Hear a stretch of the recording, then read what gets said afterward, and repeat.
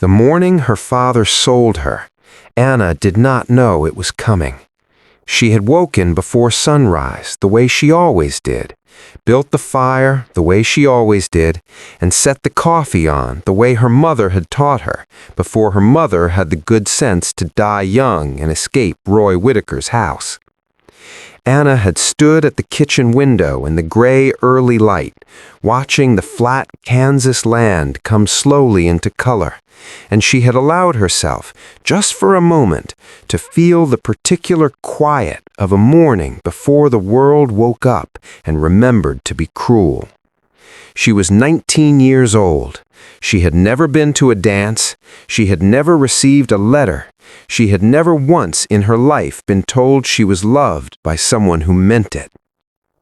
She heard her father's boots on the porch before she heard his voice. Roy Whitaker came through the door smelling of last night's whiskey and something else, something that Anna recognized after years of living with a man like him. Decision. The dangerous, glassy-eyed calm of a man who had already done something he could not undo. He didn't look at her when he spoke. "Made an arrangement last night," he said, pouring himself the coffee she had made. "Denton Craw's coming this morning. You'll go with him." The world did not end. The fire kept burning. The coffee kept steaming.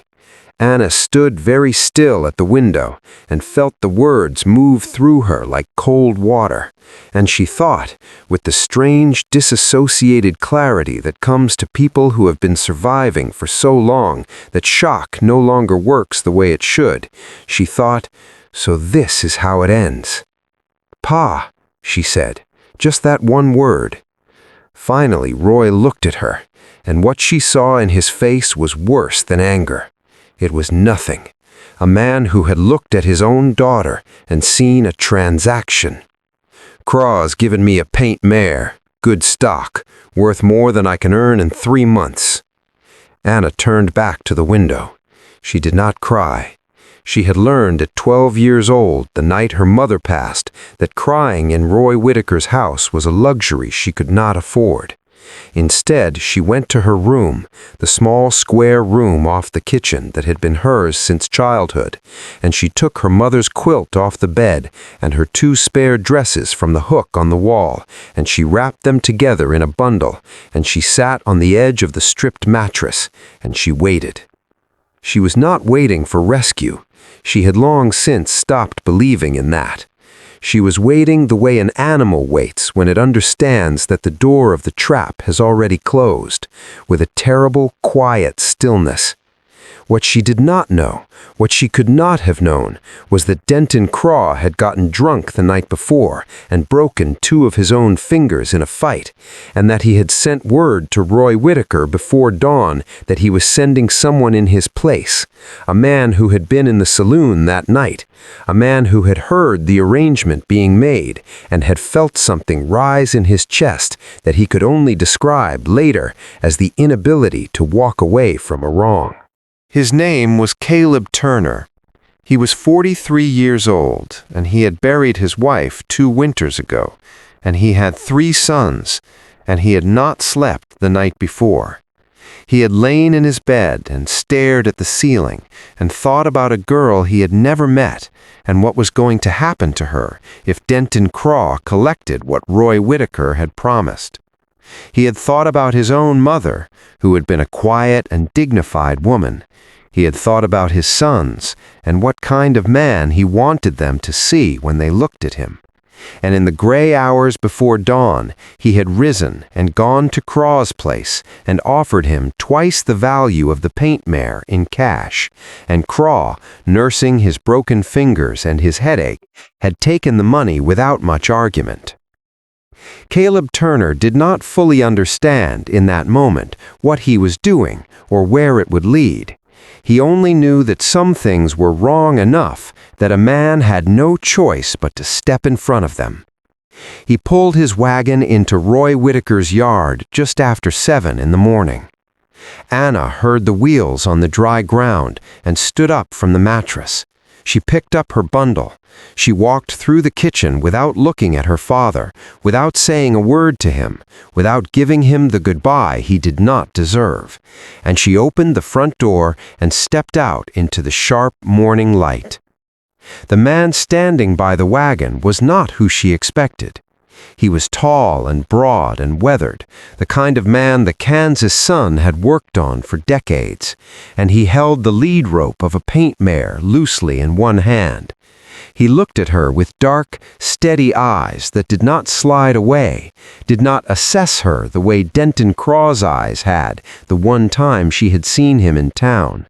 He looked at her the way a person looks at another person. It was such a simple thing, she would remember it for the rest of her life. Behind her, she heard her father take the lead rope from the stranger's hand. She heard his boots retreat across the porch. She heard the door close. She did not look back. There was nothing there worth looking at. "I'm Caleb Turner. I have a ranch 12 miles east. 3 boys, a house that's been missing something for 2 years. He paused. "I want to be straight with you about what I'm offering. Your own room, your own space, honest work and honest pay, and my word, for whatever that's worth to a stranger, that no one on my property will treat you as anything less than what you are." Anna looked at him for a long moment. "And what am I?" she asked. Her voice was quiet, but there was something underneath it, a test and a wound, and a question she had been waiting 19 years for someone to answer correctly. Caleb Turner didn't hesitate. "A person," he said simply, "same as anyone." Anna breathed in. She breathed out. She picked up her bundle and walked to the wagon and climbed up without waiting for help. Not because she was proud, but because she had been helping herself for so long that it was simply what she did. They rode the 12 miles mostly in silence, but it was not an uncomfortable silence. It was the silence of 2 people who had both learned that words, used carelessly, do more damage than quiet. The Turner Ranch came into view in the late morning, and Anna looked at it with the careful eyes of someone who had learned to read a place before trusting it. The house needed paint. The fences were mended. The barn was solid. The yard was swept. She understood, from the barn and the fences and the swept yard, that this was a man who did not give up on things, even when he was tired. 3 boys stood near the porch. The youngest was Thomas, 7 years old, small and serious, with dark eyes that held a question he hadn't yet learned to be afraid of asking. The middle boy, James, was 10, already carrying something in his jaw and his posture that did not belong on a 10-year-old, the particular heaviness of a child who had become the emotional anchor of a family because the adults around him were drowning. And then there was William, 14, arms crossed, eyes like a door with the lock turned from the inside.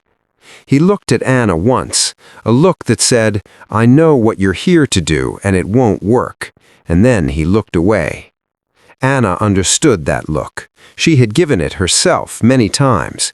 It was the look of someone who had loved someone completely and lost them, and decided that the only safe thing to do was to never love like that again. She did not try to open that door. You cannot force a lock like that. You can only stand near it quietly and let the person on the other side decide. That first evening she made biscuits and a pot of beans and dried apple preserves that she found in the larder, and she set the table and called the boys in and sat with them and ate without talking too much, without performing warmth she didn't feel yet, without pretending, just present, steady, there. Thomas ate 3 biscuits and looked at her across the table with those serious 7-year-old eyes and said, "These are better than Pa's." "Thomas," James said, mortified. Caleb almost smiled. Anna did smile, just slightly, just at the corner. "Don't tell him I said that," Thomas added with great solemnity. "I won't," Anna said. "That'll be our secret." Thomas nodded, satisfied, and reached for a fourth biscuit. And something in the kitchen, something that had been cold and still for 2 long years, shifted just barely, like the first movement of ice in early spring. The weeks that followed were quiet and building. Anna learned the house. She mended and cooked and cleaned, and did it all without being asked and without expecting praise. She sat with Thomas at the kitchen table 3 evenings a week and worked through his reader with a patience that she had discovered she possessed somewhere deep in herself, the way you discover water underground. You have to dig for it, but it was always there. James began leaving the water pails where she needed them. He began finishing his chores before she had to ask. He began, slowly, to unfold. And William watched from his careful distance and said nothing and missed nothing. It was a Tuesday evening in late July when he came to her. She was at the fence at the edge of the yard, watching the sun go down behind the hills, when she heard his footsteps in the dry grass behind her. She turned, and he was standing there, hands deep in his pockets, not looking at her, but at the same horizon, and the set of his shoulders told her that whatever was coming had cost him something to bring. They stood in silence for a long time. The sky turned from gold to rose to the deep bruised purple of a Kansas evening. A nighthawk called somewhere out in the grass. "She used to stand out here," William said finally. His voice was low and careful, like a man testing ice. "My mother, every evening almost. She said the sunset was the one part of the day that belonged to her." Anna felt something move through her chest. She kept her eyes on the horizon. "William," she said gently, "you don't have to hold all of that by yourself." He didn't answer, but he didn't walk away either. He stood beside her, and they watched the last of the light leave the sky together. And when it was fully dark, he turned and went inside, and as he passed her, he said, very quietly, not quite looking at her, "Good night, Miss Anna." It was the first time he had spoken her name. She stood at that fence for a long time after he went in. She stood there and felt, for the first time in as long as she could remember, that she was somewhere she was supposed to be. September brought the supply run into Milford, and it brought with it the thing Anna had been quietly dreading since the day she left. They came into town on a bright, hard-skied morning, Caleb and Anna and the 3 boys on the wagon, and the whispers started before they had fully pulled to a stop.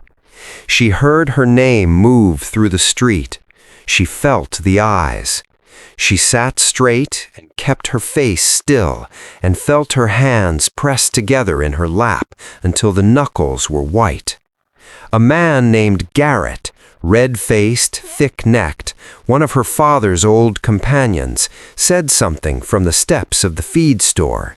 She didn't hear the exact words. She didn't need to. She knew the shape of that kind of cruelty. Caleb climbed down from the wagon. He walked around to her side and he reached up and offered his hand to help her down, openly, slowly, in full view of every watching eye on that street. And when Garrett's voice came again, louder this time, Caleb Turner turned around. He did not raise his voice, he did not ball his fists. He simply turned and looked at the man with those slow, steady eyes and let the silence do its work first. Then he said, "This woman came into my home and brought my sons back to life. She works harder before noon than most men do in a week. She has more dignity in her smallest moment than you have shown in this entire conversation." He paused. "She is under my protection, and she has my respect. I'll ask you to govern yourself accordingly." The street was absolutely silent. Garrett looked away, looked down, said nothing.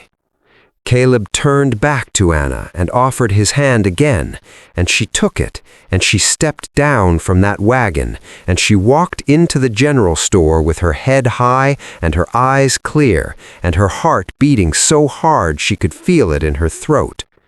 She did not cry until they were back on the road, heading home, the boys asleep in the wagon bed behind them, and the Kansas sky enormous and indifferent overhead. She turned her face away from Caleb and let the tears come silently, just a few, quickly gone. He didn't say anything. He simply reached over, without looking at her, and placed his hand briefly over hers where it rested on her knee. Just for a moment, then he moved it back to the reins. It was enough. It was more than enough. The autumn came slowly and beautifully, and with it came the evening on the porch that Anna would return to for the rest of her life whenever she needed to remember that good things were real. Caleb sat beside her on the porch step as the sun went down, and he was quiet for a long while in his particular way, fully, without apology, and then he said her name, Caleb. She turned to look at him. He was looking at his hands, turning his hat slowly between his fingers, and she recognized with a sudden piercing tenderness that this man, this broad, weathered, steady man who had stood up to an entire street for her, was nervous. "I would like to ask," he said carefully, "if I may court you, proper and slow, with your full choice in the matter. No debt, no obligation, no arrangement of any kind." He finally looked at her. "Just your choice, freely given." Anna looked at him for a long moment. She thought about the girl who had stood in her father's yard with a bundle of clothes and an empty chest where hope used to be. She thought about Thomas reading 4 sentences by lamplight, about James carrying water without being asked, about William standing beside her in the dark, saying her name for the first time, about a hand reaching over to cover hers on a dusty road home. She thought about all the years she had been told, in ways spoken and unspoken, that she was worth exactly nothing. And she thought about what it felt like to be wrong about that. "Yes," she said, "you may." Caleb let out a slow breath. He nodded once, the way a man nods when he has been given something he was afraid to want, and then he smiled, a real smile, quiet and crooked and wholly unguarded, and Anna thought that it might have been the most honest thing she had ever seen on a human face. By the following spring, the Turner Ranch was a different place. Not different in its bones. The fence lines were the same, the windmill still turned, the hills still rolled away to the east in long, patient waves, but different in its spirit. There was laughter in the kitchen. There was noise on the porch in the evenings. Thomas could read full chapters now, and he read them aloud to anyone who would listen. James had started talking about becoming a lawyer, and the way Caleb looked at his son when he said it, with that full, open, undone look of a father who has been given back something he was afraid was gone, that look alone was worth every mile of the 12 that had brought Anna here. And William taught her to ride. He was serious about it, the way he was serious about everything, correcting her posture and her grip and the angle of her heels with the focused intensity of a boy passing on something sacred. And one morning in April, when she finally held the canter all the way across the east field without grabbing the saddle horn, she heard him behind her, genuinely, freely, unself-consciously, laugh. She pulled up and turned and looked at him, and he was grinning. That guarded, locked-away boy was grinning, and she thought, "Eleanor Turner, wherever you are, your son is going to be all right." Anna Whitaker had been traded for a horse on a dry Kansas morning by a man who had looked at his own daughter and seen a transaction. She had arrived at a stranger's ranch with a bundle of clothes and a chest full of careful nothing. And she had become, in the slow and ordinary and extraordinary way that real things become, through biscuits and lamplight and fence posts and sunsets and a hand placed briefly over hers, she had become home. Not because someone had claimed her, because someone had seen her, truly, fully, without condition, seen her. And that seeing was the thing that her father's cruelty had never been able to take, no matter how hard it tried. Because worth, like Anna's, is not something that can be traded away. It lives inside a person, patient and indestructible, waiting for the one moment when someone finally looks in the right direction. She had been worth more than the price he paid. She had always been worth more than the price he paid. She just needed someone to show her that she already knew it. If Anna's story moved something in you, if it reminded you that dignity cannot be bought or sold, only carried, please subscribe to Desert Hearth, where every story is a candle lit against the dark. Share this with someone who needs to hear it today. Leave a comment below. Tell us what this story meant to you, because every word you write matters to us. And if you are watching this alone tonight, know this: you found this story for a reason. You are seen, you are valued, and you are always, always welcome here at Desert Hearth.